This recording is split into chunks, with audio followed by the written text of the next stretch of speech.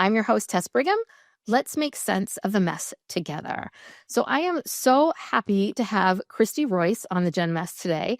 Christy and I have known each other for a few years now, and I so admire her work. She's just a powerhouse individual. She's been running her own firm, KLR Consulting, for over 25 years, helping executives and teams figure out how to cut through the noise, get aligned, and lead with confidence. She has worked with scrappy startups, but also big names here in the Bay Area like Meta, Strava. And I love that she brings such practical, real world approach to her leadership. Thank you so much for being here. Tess, it's an honor and what an opportunity. So really looking forward to our conversation today. Yes. So let's start with, I would love to hear a little bit of background because I don't know if, I'm sure we talked about this, but I don't know if I know really your origin story, how you started the company and got into leadership and team development. Gosh, Tess, it's really interesting. If you go way back when, do you remember the restaurant chain Boston Market? Yes. Oh, yes. Okay, so I started with Boston Market when there were 7 restaurants. Oh, wow. And we actually had franchise rights to all of California. And I was the COO and ran that whole organization. And when I left the organization, there were 1,200 restaurants, and I was VP of leadership training and development. Because what I realized is that operations is important, but leadership is critical. At that what my passion was. So I ran that organization for a few years, and to be honest, kind of saw the writing on the wall and said, I need to get out of here because they can't figure out who they want to be when they grow up. And I naively left, was living in Colorado at the time, and moved back here and started my own consulting practice. Wow. So when you think back to the early days of your career, coaching, what does leadership look like? What did it look like then, and is it different now? Oh, night and day. I mean, if you think about it, in 2027, most Americans will have a boss that is younger than them. That would have never happened. Yes. Never. And so, I mean, you think about these generational differences, that is a huge change. It was more command and control. This is what I want. You do what I say. Yes. And we had typically, when I was coaching the leaders and developing these training programs, we had one way to lead. We had one way to manage and one population to worry about. It is completely different now. Leaders are faced with some really difficult challenges. Yes, they are. They are required to be a coach, a therapist, the boss. So many different hats. Then my guess would be how they rose up through the ranks. Absolutely. Different relationship completely with their boss. Yeah. Sorry, I didn't mean to interrupt you. I mean, you're right. I mean, there's five different generations that are in the workforce right now. And my gosh, I couldn't parent to 5 different generations, let alone live teams and run organizations with 5 different generations. But it's, one of the things that I really learned through my work with my clients is it's those leaders that can flex are the ones that are seeing the biggest results. Those that can flex, those that take the time to understand the generational differences versus judging them. Yes, that's a great way to put it. Yes. And I think what I've seen is there are some leaders that are very locked into that place of judgment, and they keep banging their head against the wall, not understanding, why can't I retain people? What's happening? And yet they're unwilling to change anything about how they're leading or to even look at it from a different angle. And Tess, I'm curious, do you think that's naiveness? Is it stubbornness? I mean, where do you see that almost fear sometimes of unwilling to change? I think you're absolutely right. Underneath all of that is a lot of fear. It's a lot of fear. It's fear of the unknown, fear of what it's going to be like. There are other people that are very much into this place of, I followed my boss. I did everything they said. I paid my dues. Why don't you have to pay your dues? That whole thing of fairness in life, right? And what do we learn when we're kids? Life isn't fair. And I remember that being one of the first lessons I learned from my parents. Life isn't fair. It's not going to work out exactly how you want it. And so I think it's a fear of change. And I think there's also, because good leaders have very high emotional intelligence. So that means that they're aware of their own stuff. So I think for a lot of leaders, there is a lot of fear of looking inside yourself, right? That's the biggest resistance. That's the biggest resistance to that I've heard. It's the biggest resistance when I worked in drug and alcohol treatment, right? If I stop using, how am I going to live? If I stop these behaviors. And so, yeah, I think you get married to assumptions about yourself. Like, no, I can't handle that. And so I think that's what stops a lot of people. And in some ways, I would love to hear what you think. In some ways, we're at this weird place because we've got these generations that maybe aren't so flexible. We have all these new generations coming in that are, right, much more flexible. And I do wonder what work is going to look like in 20 years. Well, it's such a great question because it's going to be completely different. Yeah. And I like to call this, it's not the next gen, it's cogen. Mm. It's cogen, and it Mhm. everybody alleviates that fear and is willing to take a look at how they can adapt and adjust, not just with the different generations, but with everybody they're working with. It could be male versus female. Mhm. It could be manager versus leader. It could be client versus coach or Mhm. therapist. In your case, Tess, I mean, how do you walk into a conversation and really being proactive and think about how am I going to best connect? Mhm. How am I going to best collaborate? What do they Mhm. need from me? And it can take 10 minutes Yes. Yes. prior to that conversation. But people, I think the other challenge is we are running from meeting to meeting to meeting to meeting. And Mhm. we surmise that the last meeting is going to be the same as the next meeting. So that's Mm. one of the things that we talk so much about in our coaching is what tools do people need? We can't Mhm. just say, well, it's a different generation, so figure it out. Mhm. It's so really thinking about what tools can help everybody maybe alleviate some of those fears and set them up for success. Yeah. And so what have you seen? I'm curious because I always have to laugh. I when I started working with young people 12, 13 years ago, and I was really like, oh, millennials, you guys are, oh, you're different than how we are. And then and they were called entitled and lazy and they don't want to work and they're this and they're that. And then I started working with Gen Z and I was like, oh, you're different too. But the criticism's the same. It's entitled, lazy. And then I think back to when I was young, I'm a Gen Xer, right? The big thing was baby boomers were like, we stopped a war. We were fighting for, all of this stuff. And you guys are just fighting for your right to party, because of that song. So is that what you've seen through the years? Like, no matter what, the young generation is always lazy, entitled, they don't get it? Or have you seen a shift in how people see young people? Absolutely. I've seen a shift if people are willing to look at it. Mm. I will be really direct at that. If people are willing to look at it and not judge it, it's the same thing with different races. Mhm. We put people in buckets. Mhm. We judge people. We give people labels that they are not deserving of. Mm. So how do you work with someone who does that continues to judge and label everybody? Well, it does take a lot of coaching. It Mm. does take a lot of collaboration. And I mean, I've worked with so many different teams and executives is we bring in the DISC assessment a lot, which Mhm. it helps individuals and helps teams better understand simply how to communicate and collaborate.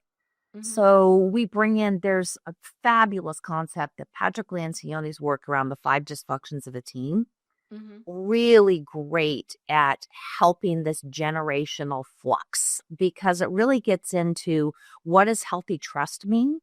Mhm. Trust is different for every generation. Yes. Yes. What It type is. of conflict? As you know, some of the gens, it's, excuse me, but put your shit out on the table and let's have a conversation about it. Yeah. The baby boomers, it's much more, no, let's just have a straight conversation and I'll deal with Mhm. this outside of work. Yes. So it's really, again, one of my famous phrases is success without a plan is just an accident.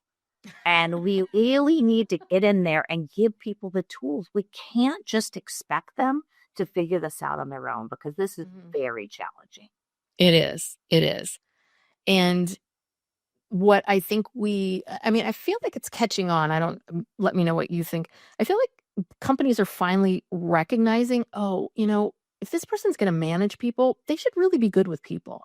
Because for so long, and we see this a lot out here in the Bay Area, Silicon Valley, where someone is a great programmer and they're awesome and they're hitting all these things. So they promote them. And like, now you're the department head or you're the manager, but this person knows how to code. That's it. And they don't give them any tools or any skills to figure that out. So I feel like, I mean, do you see that? Do you think that's changing? That we're starting to figure out that it's more about the people than knowing how to do the job when it comes to Absolutely. leadership? Yeah. Okay. Absolutely. And Tess, you brought up Strava earlier. That's Mhm. the perfect example of this. I was brought into Strava when there were fewer than 50 employees. Wow. And really quick, Strava's that app that like cyclists use, Yes, right? cyclists and now runners, and it's fabulous. They're big. Okay. I had a cycling client. Yeah, Yeah, sorry. great. I had a cycling client talk about that all the time, Strava, and it's their own little Facebook, you know what I mean? It's their own little world. Anyway, yeah. Exactly. Exactly. And it's funny, the CEO and I have the same birthday. We kind of chuckle about that. But like, but I was brought in there when there were 50 employees. And the reason I was brought in is because they had all of these engineers that were promoted to managerial roles. And Mhm, they noted how to code, just as you alluded to, they did not know how to manage. mm, So we brought in the disc assessment. We did workshops. We did one-on-one coaching with this group of engineers turned managers, mhm, and we had such success that the CEO said, "I want the executive team to go through this process." mhm, Because they knew that they were having to learn to manage down, and it was mm, challenging for them as well, because many of them had not played the role of executive before. mhm. So, long story short, executive team went through it, engineers went through it, and 3 years later, we had 500 employees that had all gone through a program with me. I worked with them for Wow. 4 years. Wow. But Wow. they started with engineers that needed to know how to manage people. Mhm. Yeah. Um, and that's been I mean, I think it's great that we're finally shifting into this place. But I do still hear a lot of stories from a lot of managers about, what do I do when my, young employee tells me that they had a rough weekend? Or what do I do about this, right? There's still that fear in a lot of managers, leaders to stay, right? Stay just talking about the job, talking about this. And what they miss is Gen Z, they don't see this as work time and then me time. They see everything together, right? Because our world is like that. I mean, when I was coming up, it was work, home, sleep, work, home, right? It was very, very siloed. And young people are coming in now not living a life that is siloed. They never got that. They didn't, millennials and them, right? Because we created a world where you could work all the time. Right. No, we're absolutely seeing that as well. And it's a similar story to, do you work, are you working offsite or are you working in the office? Mhm. That the other generations are considered lazy because they want to work at home. Yes. Yeah. And so a lot of companies that I'm working with are having challenges with this whole back to the office policy. They Mhm. don't understand that it to the Gen Z doesn't mean that they want to be lazy and they want to take 2 hour leisurely lunches every day, or they want to go to Mhm. happy hour at 3 o'clock. Mhm. Absolutely not. No. So it's back to understanding the needs. needs, and you don't understand the needs unless you ask. Mhm.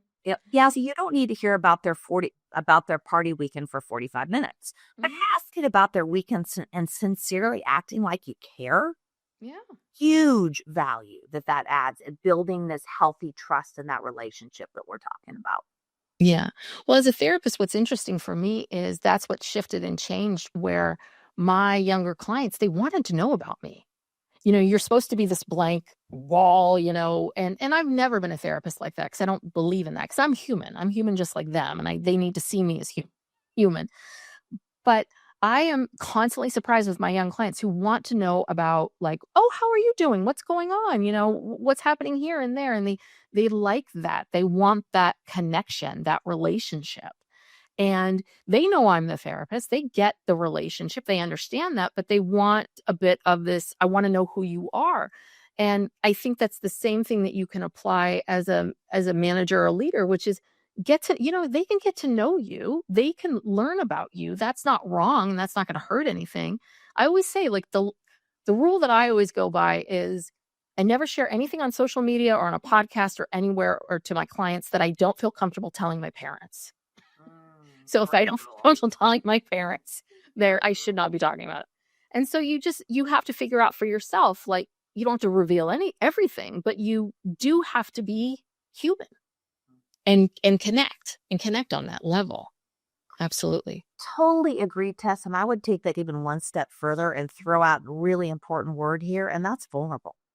Wow. Yeah. We need to be willing to show some vulnerability. And I think vulnerability is seen as weakness in some of Hmm. the older generations. And Yes. this is strength at some of the up and coming generations. And Yes. that's really bridging that vulnerability gap. That's what builds the healthy trust that we're talking about. Yes, yes. Because you can't have vulnerability without trust, and you can't have trust without vulnerability, right? They go hand in hand, and that's the communicating and sharing stories, that's the thing that builds trust. The stories don't have to be uber, uber vulnerable, but you sharing about yourself, that's vulnerable. So yeah, and I think people don't quite understand that vulnerability can look like a lot of different things. It doesn't mean that you're, spilling out your whole life story. It means You're that you're sharing willing. what's comfortable with you. Yes. You're Yeah. sharing what's comfortable with you. And the other thing that I think is critical with vulnerability is you're willing to admit mistakes. Yes. And the other thing that is really different across the generations is willing to ask for help. Mm, The yeah. younger generations see that asking for help is a strength. The older generations see it as a weakness. Yes, yes. So what's something that you think that the younger generations get wrong about the older generations? Have you ever, when you work with the young people, what are their assumptions about older generations? Ooh, great question. I think the biggest, and I will use this word, naiveness that the younger Mhm. generations have is that the older generations do not want a relationship. Mm. They don't want a relationship. They want to work, as you mentioned before, they want to work and go home. Mhm. They want to work and go home. And so there is some trepidation around the younger generations to show that vulnerability because they're not seeing them do it themselves. And um, that's really, I think, one of the biggest distinctions and challenges that they have. Mm. And so for them, they're just like, well, they're already making the assumption they don't want to talk to me, they don't want to get to know me, they don't want to connect, so they don't try. Exactly. Yes, yes. And What's your And sorry. sorry, one other thing just I thought of as you're asking that great question is that the older generations want to stay at the same organization for their entire career because many of them have. And the younger generations want to jump around. So therefore, at least again, that's judgment on both ends. But what can happen then is the younger generations feel that if they are resigning or if they are jumping to a different role, that they will be critically judged. That's the Mm. kind of thing when I'm working with employees in transition, that's a fear that they have. Oh, I'll never get a positive reference because they're going to Oh. abandoning ship. Mhm. I Wow. I don't know if you see that with your clients or not. Mm, they're not so worried about they're kind of bebopping around. Um, yeah, I mean, I think that I see with them, and I think that for many of them, it's not necessarily that they want to leave the company. Because if they're happy, if they have got a good manager and they enjoy the work, they're looking to rise up in the company. They are looking to move up. I mean, I think that's the biggest piece of this is we need to lead with the idea that this is a person in the world who is going to go out and be a leader themselves, not at this company, but in the world, in life. And versus, well, I'm not going to invest in this person because they're going to be gone in a couple of years. I'm not going to do this for this person because they're going to be, they're going to be out of here. And what I really try to get across to people is, that's about your organization. So don't you want people leaving your organization saying nice, positive things about you and everybody that worked there? Don't you think they're going to recommend that to other friends? Don't you think that's the vibe and the feeling that's going to come across to people? And for myself, I mean, I still have bosses from when I had in my 20s that I still talk to today because they made a huge impact in my life and they were important. And their mentorship, like, it keeps going. It's helped me tremendously. And so I think some of this is getting out of that tit for tat thing of like, I'll do this, you do that. If right. And really thinking about this as, what's my role? What's my role as a leader? And how do I want to lead? Right. What's your role as a leader? How do you make every individual you interact with a better person? Mm-hmm. Yeah. We talk about that all the time. It Yeah. could be it. It's so funny. I have one CEO that I'm coaching that has 7 direct reports, and we talk about how he coaches everybody differently and Mm. what are they requiring from him. Mm-hmm. And you know what? All you have to do is ask. Mm-hmm. It Yeah. sounds like it's so basic and so boring, but what do you need from me you're not getting? Mm-hmm. Simple question. Mm-hmm. How can I be more impactful in your career with XYZ company? And have an open, honest conversation. It's not about performance assessments. This is Yeah. just real conversation.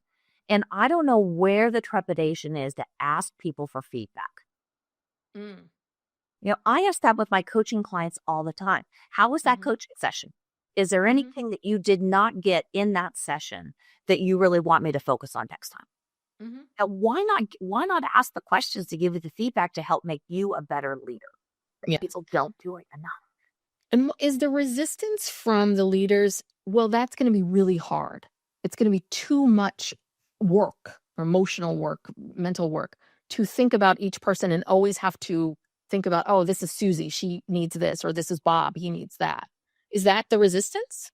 It's the resistance, yes, but at the end, it's also time. Mm. Yeah. One of the things that I believe is imperative is if you can schedule 50-minute meetings instead of hour meetings, Mm. and really it's a 60-minute meetings, I should say, and really just spend the first 10 minutes thinking about what was our last conversation about? Mm-hmm. What did they ask for? Where are we? And how can I walk into that conversation prepared? Mm-hmm. Huge impact in how you engage and interact. And then it alleviates some of that concern about managing Bob differently than you manage Susie. It Mm-hmm. really does. And also, again, I go back to that DISC assessment because it's amazing when you have a few bullets to say, okay, Bob's a D, so he wants be prepared, be brief, and be gone. You know, Yeah. Susie's an S, and she's a little Mm-hmm. bit nervous about change and conflict. So maybe I Mm-hmm. need to take a little bit more time with Susie to walk her through a process. So I mentioned this before, Tess, but it's going back and giving them the tools and the resources so they don't have to guess. Mm-hmm. Yeah. Well, and there's a reason why therapists have 50-minute hours.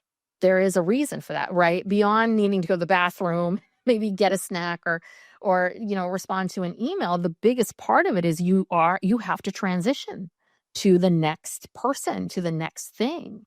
And I think that's the other part of it too is, unfortunately, companies really put a lot of stress on leadership. I mean, I know that there are people that are individual contributors that can rise up the ranks, but I've worked with a lot of them, and many of them at these big companies will say, yeah, I'm an individual contributor, but I can't really, there's nowhere for me to go. It's when you get on the leadership track, on the other one where you want to manage people, that there are, all these places for you to go. Is that what you see? The- Absolutely. But again, yeah. nobody's asking them. If Hmm. nobody's asking them where they want to go in the organization, I mean, maybe some people want to continue to be individual contributors. There's nothing Hmm. wrong with that. But leaders don't ask. Yeah. They don't ask. They don't have those real important conversations. Where do you want to go? How can I help you? How can I help you get there? What do you need from me you're not getting? Those really, it seems like they're such basic questions. Hmm. I mean, it's like if you came home and said, I'm going to make the same dinner every night and I hope everybody likes it, Hmm. versus asking your family, what do you feel like for dinner tonight? It helps Hmm. that you are for success too, because then you know what to make instead of Yes. obsessing. Well, Yes. that's Yes. what leaders are doing. They need to stop guessing and asking the right questions. So, from your perspective today, we have a lot of big workplace challenges, technology, remote work, or the pace, of the pace of change. What are you seeing right now as the biggest struggle, when it comes to the generations, the people that you're working with? Ignorance. Like, okay, it really is. It's Hmm. ignorance. And it's interesting because I was doing some research tests that just blew me away. It's, let me find my notes here because this is just was so interesting to me. Deloitte found that millennials and Gen Z stay with employees who prioritize well being and flexibility 36% longer. Hmm. I can And believe that. McKinsey found that companies who truly leverage generational diversity see 49% more innovation. Hmm. 49%. So you will have that longevity with your teams if you do these things. Hmm. You know, but the ignorance is what's causing the employees to jump from one company to another. It's lack of happiness, it's lack of respect, it's all the things that we're talking about. But it's not just performance that Hmm. builds people's skills, it's culture. Do they Yeah. want to be working for an organization like yours? Yes. And that's the other thing too, is when someone is happy, you know, if you do want everyone to come back to work 2 days a week, there's more of this incentive to do it, to want to do it if there's, again, a reason for it. But that makes a world of difference when people enjoy their jobs, when they're mentally healthy, when they feel respected. I mean, just think about any relationship in our lives. This is the part that I think is so strange, is we don't think about, like, what do we want for love, the partner that we pick? What do we want from a friend? What do we want from our parents? We want respect. We want, courtesy, right? And yet we think of work and we just, all of that's out the window. But we're still the same people. We're not different, but it's just we don't honor any of that. We don't it's almost like, no, you don't get that here. Right. Right. No, it's so true. And I one of the phrases I use a lot with my coaching clients is leaders don't just manage results, they shape lives. Mm. And how can you think about you're shaping your children's lives? Mhm. Do we listen to our kids when they're coming home and complaining or excited about something? How exactly as you said, Tess, how come we can't easily apply those skills to those that we work with? Mhm. You're shaping lives. Yeah. And if those leaders that have that passion and that purpose, amazing the impact Mhm. that they want. Yeah. Well, and I often think that when I think about millennials and Gen Z, I'm like, this is why coaching is such a huge industry. Right? Because they really, I mean, before they came in, I mean, well, there was always coaches. Coaches have always been around. But now you see so many more coaches and you see so many more companies willing to hire coaches and doing things that they never thought they would do. I mean, I've been doing workshops for one company and, we're talking about suicide prevention. I mean, it's, things that they were scared to even broach, but it's very, very it's very, very important to talk about these things. And I mean, I don't know what you think, but I often laugh because millennials really sort of pushed us to look at ourselves. And I think the world that we live in now pushed us too, because we have to create new boundaries that we've never had to create before. Create new boundaries and break down walls both. Mm. The walls of the older generations Yeah. or everybody? Okay. I think more the older generations. It's back again. You'll hear me say that word 20 times today. It's back to that vulnerability. It's back to that trust. If we can, yes, there's times when the boundaries need to be up, but there's times that when the walls need to be down. Yeah. So do you have I'm curious about, have you had a client that you've worked with where you were like, oh, this person's never going to budge. They're like this all the time, they finally got it. They finally shifted. Oh my gosh, I just a big smile comes to my face as you ask that question because yes, I have a CEO now that I've coached for 5 years. He's on a third company. Mm. If you know D and if you know Disc, he is a high D outside the circle. You cannot be a stronger D. And Ds are very direct. They can be very stubborn. To be honest, I love working with Ds because you never have to guess where they're coming from.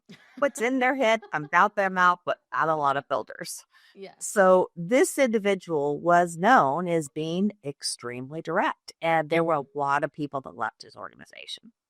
Wow. And it was, I mean, like I said, I've worked with him for 5 years. His wife literally says if he ever fired me, she'll divorce him because I am his valid partner. But it's helping him better understand when are those great high D skills in him pertinent and when do they need to soften them? And he had to go through losing 3 key employees in his first company and me performing exit interviews to understand why they left. And they left because of him. Wow. Wow. So it almost, Tess, I should have sent him to you because maybe it could have happened a lot faster, but he needed a therapist, believe me. Yeah. But, me really playing the role and having the courage as a coach to tell him where he was messing up. And this is real insight and information. And I had to be willing to go collect that information and be willing to share that with him. So now he's shifty. He's kind of the DI in Disc. So he's learned to be a little bit more encouraging and he's learned a little bit more to turn on those listening skills hat. And, but yeah, he was one that I did not think I could crack. Interesting. Yeah, I've had many, especially it's interesting when you work with older men, it's always a wife that's like, you're driving me crazy. You need to go talk to someone. You're making me nuts. I'm gonna strangle you. And it's interesting, right? It's your personal life that is pushing you to do something in your professional life. Again, it's these we can't silo these things anymore. Our world blends, and so we are all of these things all of the time, and we just can't silo it anymore. I'm curious though. Let me just throw out, I'm sorry, before this question, because another thing that just jumps into my head is, are you familiar with Chip Connolly? Oh, yeah.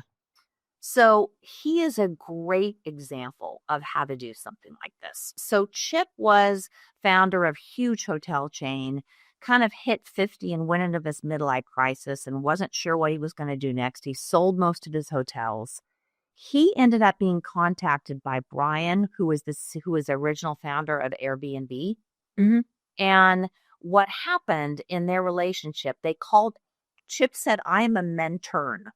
He was mentoring Brian and how to run and start and build a great organization.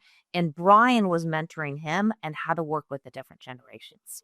Oh, wow. How to work with even AI back then, and that was a number of years ago, but so that he called it a mentor. And it was learning how to work with each other, both learning, respecting, trusting, but adapting in different situations. And I will tell you, Airbnb would never be where it is today, if it weren't for Chip's help. And Chip would never have built his amazing Modern Elder Academy, he calls it, if he didn't have Brian's help. So it's such a great example. I encourage anybody to go read Chip's story or just Google or Chat GPT the story because it's really a magical one that I think is a great example of two generations working together and what you can build if you connect and collaborate and respect. Mhm. So is it but it's back to that, right? Is it it's the feedback, right? It's the fear of well, let me back up for a second. When I think about, because in my mind I'm always thinking about, because this is the Gen Mess with Tess, right? And so I'm thinking about, like, well, how do we clean this up? How do we clean up this mess? And and so I'm always like, yes, it's vulnerability, it's empathy, it's, focusing on bias, it's all of these things. Do you think that, how would you clean up the mess? Great question. Or how do you clean up the mess? Because I think you're doing it now. Do I? Well, one question I also like to ask my clients is if you didn't know how old you are, what generation do you think you'd land in? Mm. And so we talk about the wants and needs of the different generations. And that's a Mhm. great way to turn the light bulb on for some people. Mhm. So that is one step that we take that has really had a really positive impact because ignorance is where a lot of this is based on. Oh, Mhm. and like I said before, success without a plan is just an accident. So it's one thing to go in and, as you said, maybe you're teaching suicide prevention courses and maybe you're coaching people, but how do we make it stick? Mm. And I Mhm. think that's the challenge is providing people information is one thing. But Mhm. we had a philosophy whenever we developed a training program, and it was tell, show, do, review. Mm. Give somebody the information, you show them how to utilize that information, you allow them to implement and do it, and then Mhm. review it. What's worked, Mhm. what's not, because that's where the skill sets will continually grow. And I think that part of what's missing too. We're putting fluff on some of this. When you say, Mhm. how do you fix it? It's not Mhm. having a workshop. It's Mhm. Oh, not yeah. an organization, a disc assessment, and then saying, go figure it out. Mhm. How do you utilize it? How do you integrate it in your day to day leadership? Yeah. That's what's missing right now. Yeah, I think that is a real, and I'm sure you've had this too with companies, and I've been there where, they're checking a box. They're checking a box. So they need someone to come in. Let's get this therapist to come in and talk about stress management. And she's going to talk about how you need to set boundaries and do more things. And then sure enough, people will come up to me afterwards and say, but all the people that are, working all the time are moving up the company, and when you look out in the audience, it's just all of the lower level. There's no one on the executive team, there are no managers, because they're not going to come to this because we're fine, right? Yeah, it's an investment. And I think that's the other part that people forget, which is to make these big cultural shifts, to shift yourself, to shift a company and all these other people, it takes a lot of time. It Mhm. really, really does. And I often see that where we live in this instant world in some ways, right? And this thing, you know, being a good leader, being a good person, being a good parent takes a tremendous amount of time and energy. Yes. And the P word, as I like to call it, which is patience, Mm, which I don't care which generation you are, there yes. are huge issues with patience. Hmm. We want everybody to pick it up quickly. We want Hmm. everybody to slow down and ask us the questions. So different with different generations, and I certainly don't need to go into those details. Tess, I know you talk about it all the time, but it's if we can incorporate patience, Hmm. that's where you see both a short and a long-term growth. Yes. Yes. So, because it's funny when people come to me and they want productivity tips and I've got too much going on, I always start with what can you eliminate? That's part of the thing is that we think that we need to have more meetings about these things. It's like, no, that's not quite it. It's about you having more time in your day as the leader and manager so that you can be a better leader and manager. Same thing with parenting, right? How healthy are your kids or how healthy you are and how you're doing? There is an amazing book. I share this with every one of my clients. It's called 10x is easier than 2x. Are you familiar with it? Yeah, yeah, you actually recommended that to me. I haven't picked it up yet, but It is it is such a great tool and resource because what it allows individuals to do is really think about what is the 20% of our projects, our priorities, what we're spending time on that are adding the most value Mm. versus the 10 things that we just want, as you mentioned, check the box, check the box, check the box. Mhm. And really measuring how you're spending your time. And are you investing the time in the right people, on Mhm. the right projects, versus just running from meeting to meeting to meeting? Yeah. And it is aha to so many Mhm. people that have gone through that process. Have you ever had someone where they really went through the process and they realized, like, all the things that if I'm true to myself and how I wanna be as a worker and do the projects that I wanna do, but realizing the projects that I really wanna do aren't really making any money or not doing anything? Because I think that's hard too, right? This sort of balance between doing what you love and enjoying it and having that interest, which is very important because it makes you do your job better, but also, like, what sells? What's bringing in money? What's working? Have you seen that where someone's just like, "No, I wanna do this, but it doesn't make any money." Absolutely.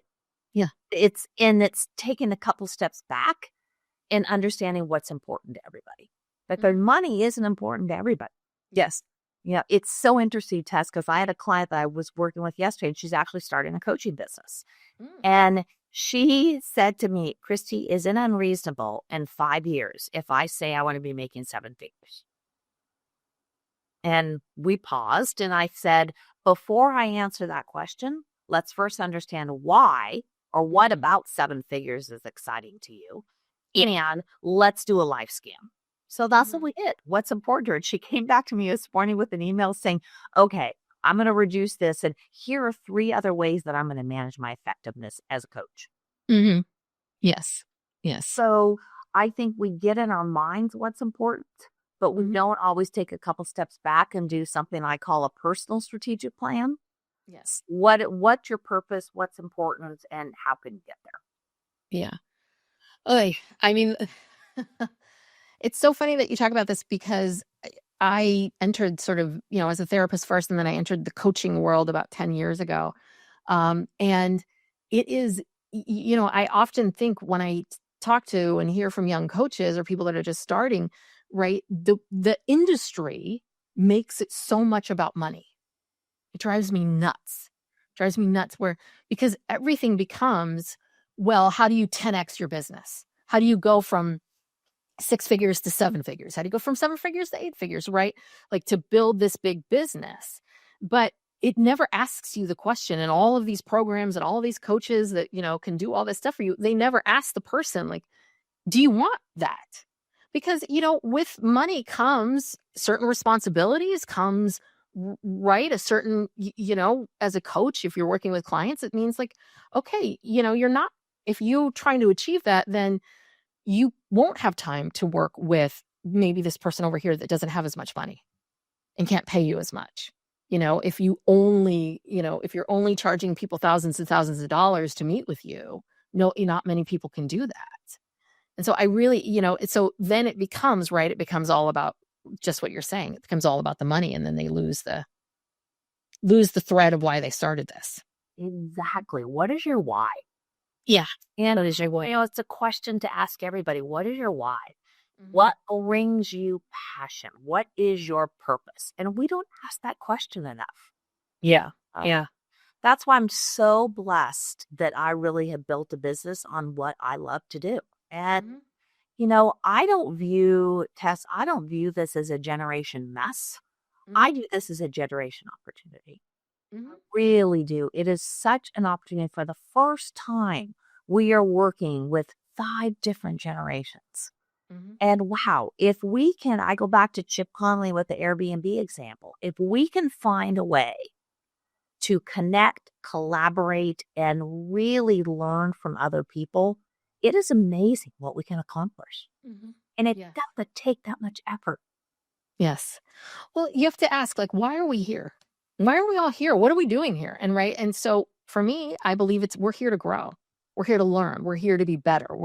And if you take that, right, each generation should be better and should be wiser and smarter. And that's what I really see. That's why I love Gen Z. I see this with them. They're so emotionally intelligent. They really understand mental health.